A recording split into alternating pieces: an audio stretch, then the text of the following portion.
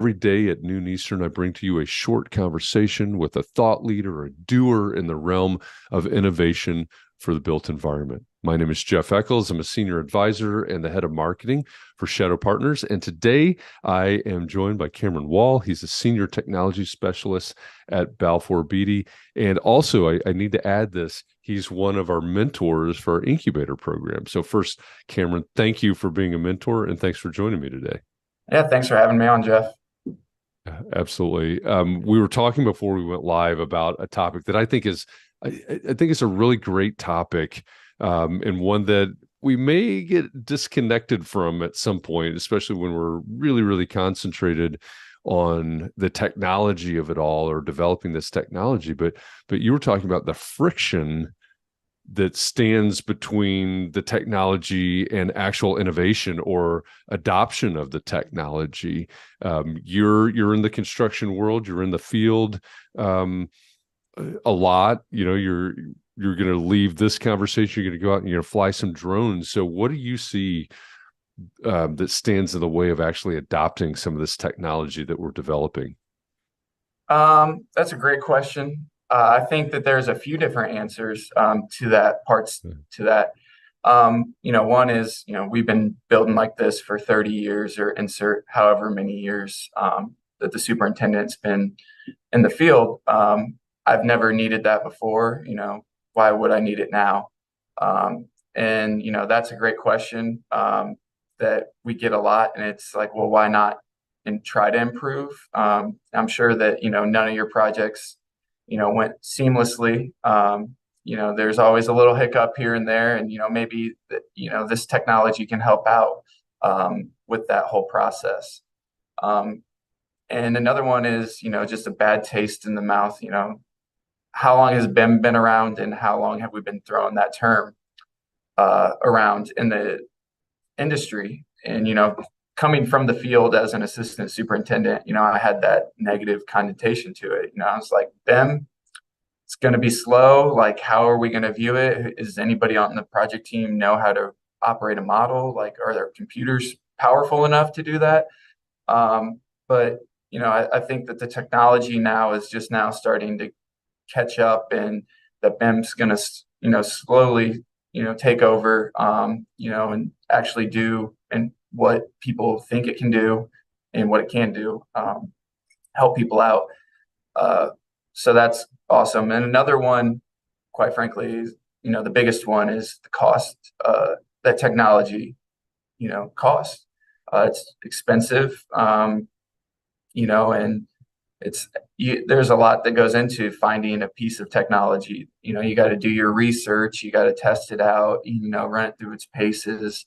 And then once, you get a few teams or people that really, believe in it, okay, well, now they're going to, talk to their friends or their peers and spread the good word. And, hopefully, they're going to listen to each other, because I can go into a room full of superintendents or project managers and, hey, stand on my soapbox, this will do this, this, and this, and all your headaches are gone. But until somebody steps up to the plate and does it, and then can stand up and say, hey, he's not lying. I had it on my job. This is what it helped me with. And then ears perk up, people start looking, and, then more hands get raised. And so that's an awesome feeling, to see that, slowly go from a negative into like open minds and, getting a piece of technology implemented. So, I mean, those are like the three big barriers that I. So if you flip the script then and you come at it from the opposite direction, as someone that tests new tech and implements new tech, and like I said, you're gonna go fly a drone here in a few minutes. You're obviously not anti-tech and not anti-innovation. So you think about some of the people that are developing this technology, some of the innovators that are coming and saying, "Hey, you could use this in construction, et cetera." What what's the key for some startup founder that's got reality capture or whatever their technology is?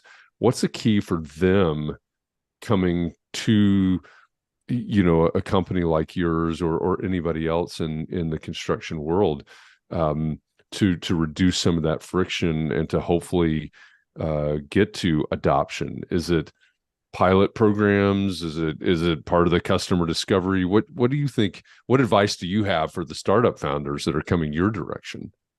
Yeah, I got a few. I think that you get some tech companies or some people that, they see a big name like a Balfour and they instantly want the whole cake. And that happening is probably slim, not out of the question, but you got to start small. You got to crawl before you can walk and sprint. And that's the same thing. You got to, hey, let's start at a very small, give me one project or, let's talk about how I can get in.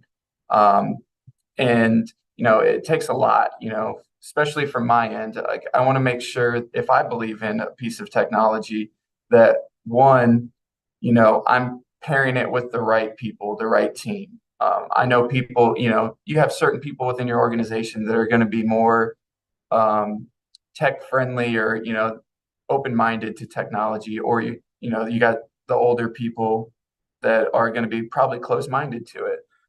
So, making sure that, hey, that project's in the right stage, and we got the right everything lined up in a row, in the right scale is important.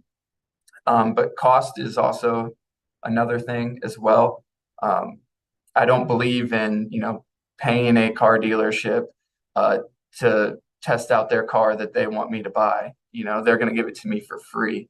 Um, and I understand that, there is operational cost, but you have to take that approach of believing in your product and knowing that it's great, that people are going to want it again. I tell tech companies, I say, like, let's use the drug dealer approach, give the first one's on you. And if it's great and I like it and I need it and want it, I'm gonna come back to you and then let's talk cost, Um, and it's not something where it's like, hey, I want to use this crazy technology that's super expensive for free on this monster, hospital that we're doing that, I'm gonna run away like a bandit, taking advantage of you. It's more of a partnership. That's what I tell tech companies. I'm like, we're both trying to benefit from this. So let's sit down and figure out a way that makes the most sense.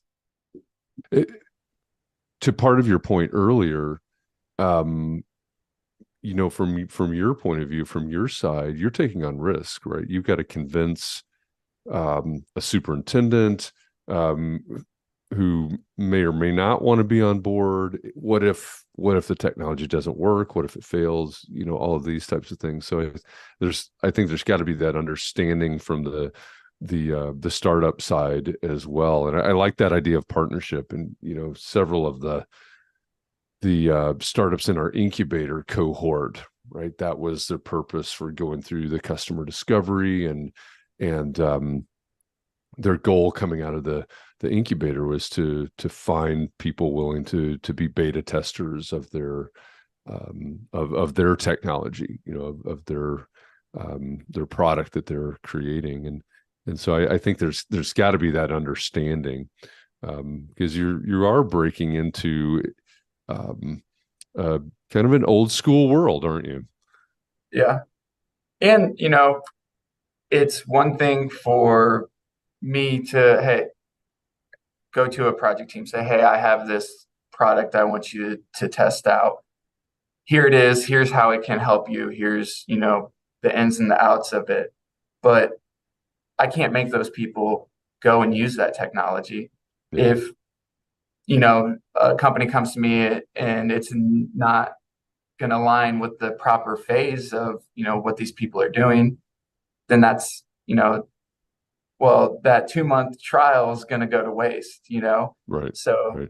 it's, making sure you have the timing lined up and, you sit down with the project team and say, hey, can we try this out? Can we work on this together?